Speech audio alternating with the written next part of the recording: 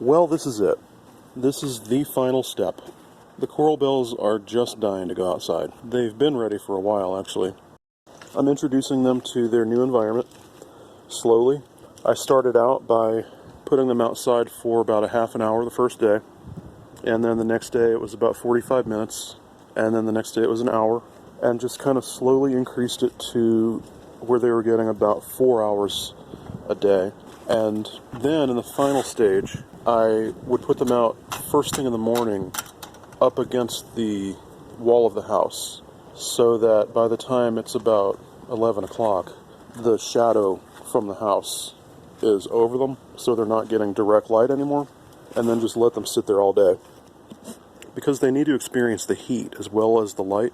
It's very hot here, triple digits. I wish I had been able to do it a month ago, but I couldn't. I've got this little spot prepared for them. I dug maybe, 6 inches of soil out. The native soil is not that great, so I dug up about 6 inches of it, mixed some compost in with it, and some perlite. Actually mixed it very heavy with perlite because I wanted it to really drain well. I chose that location in that corner because of the shade. It's going to get morning sun, and then by about 11 o'clock it'll be in the shade. Anyway, I just wanted to show you guys an update and tell you that the coral bells are very close to going outside. Very, very close. So thanks for joining me, and I'll see you next time.